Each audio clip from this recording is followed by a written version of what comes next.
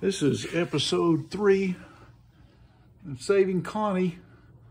We got her name there on the cover over the kill switch because I may end up having to take this engine off of this deck because it is so horrible. And if you watched episode 2, you know that that is completely rusted out, but I'm able to get a wheel on there. And at least I can move this thing around on the table and out in the yard for testing. And today we're going to try to get this upside down blade off and show you a couple of ways to do that. Obviously I'm going to have to clean a bunch of that old grass and gunk that's built up under there, but I won't waste your time with that. But I did want to show you about the blade. And if I've got time, I will also, if we've got time, I'm going to try to get that guy out of there and put a new muffler on here.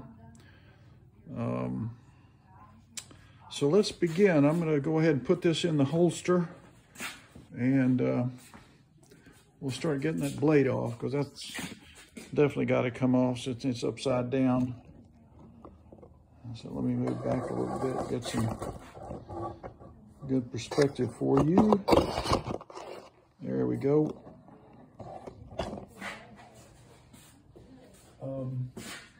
There is a commercial tool to get a blade off a mower that they make, which I have, and I'm going to show that to you, and then I'll show you the one I use most of the time, because I did try it because I thought it'd be good to have one, and it does work, but I actually like mine better. So if you go to Lowe's or Home Depot, go to the lawnmower section, you can get one of these. It's got a little rubber bumper screw attachment here. You put that on the edge of your deck and then tighten it down, and it works pretty good. But I made one myself years ago, and you just have a C-clamp and then a little piece of 2x4, and then a little, 1 inch, they call it 1 inch. And then you get over here in the camera so you can see this. So you can make one of these yourself at home without having to go to Lowe's if you've got some scrap wood and some old screws around. So you can see what I've done here is I've got a long screw and then a spring right here, and that's what's going to hold it on the edge of the deck, is a spring.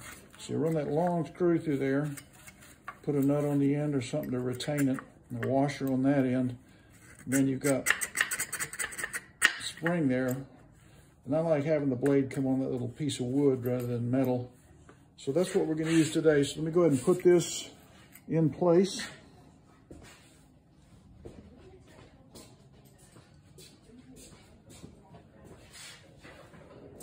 And as we talked about earlier, the blade goes this way to throw grass out.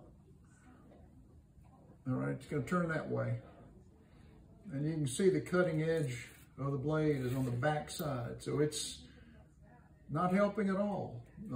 They've got the lift side throwing towards the discharge chute. So we're going to get this off here. So I'm going to clip that there. Got a little bit of tension on it, not enough really to hold it by itself, so I've got to hold it with my hand. And since the blade's going to turn this way, and the lefty-loosey, so I'm going to go left with the nut, then I want the C-clamp on top. I don't want it down here, because the blade's going to come up like that. So let me get this thing on here. Get enough of a gap in it where it'll fit over those 2 pieces of wood. Okay, so that's getting there pretty good.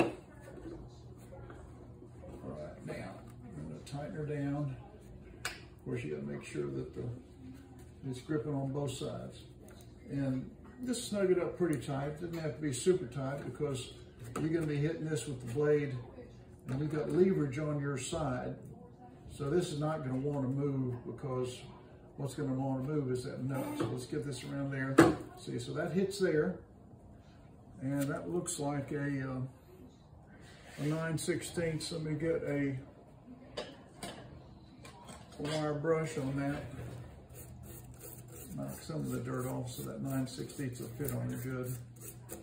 And what I use on these nuts to get them off, because it can take a lot of torque, especially the old ones, this is called a breaker bar. It's long. I want to say it's, you know, whatever it is, 2 feet, 2.5 feet, something like that. And then I like to use the impact wrench.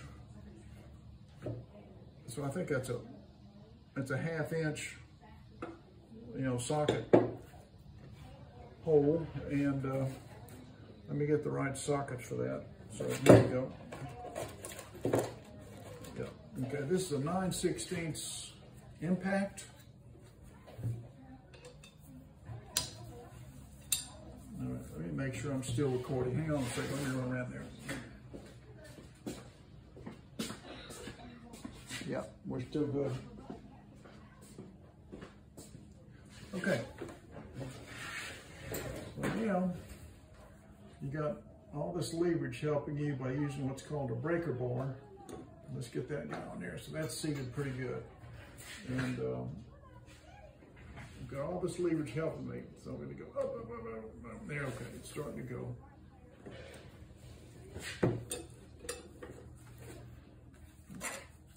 Let me get this started with this breaker bar. And then that's the other good thing about these. So you go this way, and then you don't have to take it off. You swing it out like that, and then you're on the other side. You do that again, see? So you don't have to take it on and off a bunch of times. It's probably still not quite loose enough to just loosen it with my fingers. We're getting close. We're getting very close. And I think I can just do it this way. Watch this now, see? So that's coming off of there. And this looks like a universal blade, because it doesn't have the 2 holes that this is going to attach to. If you buy a blade that fits, but anyway, this is called a universal blade because it has this huge slot on this side and a huge slot on that side. So we're going to get this off of here now. There we go. And now this will fit the other kind of blade adapter that has what they call the little bow tie. The little bow tie will catch those ends, and they'll be nice and centered. That's the key, is that this blade, you got to figure out how to get this blade centered on that hole. You don't want this thing to be sliding back and forth, because that's trouble. So you got to get, on the universal blades, they come with adapters that allows this one to fit here. And I think see, it came off. Well, that probably is rattling around. See, this wasn't even my mower, so I wouldn't have done it this way, because this thing very easily could be sliding back and forth on that, at least this far, see, because that bolt's only going to hold it a little bit. And of course, on this thing, you've got all this gack. A lot of times what you get up here is fishing line. I've probably taken off enough fishing line to fish in some bass tournaments with the spare line. I've taken off hundreds of yards of that stuff wrapped around crankshafts.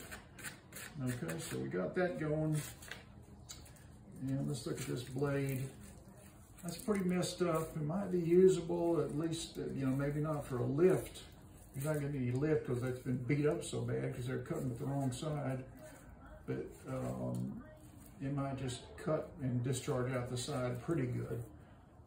Because really, that's almost a new blade, because the cutting edge has never really hit the grass first. So I'm going to take a look at this now and see how loose this is. That's on there pretty good. I don't necessarily need to take that adapter off. I'm going to clean it a little bit. Okay, so we got the blade off. I'm going to take my little blade removal tool off. And we're going to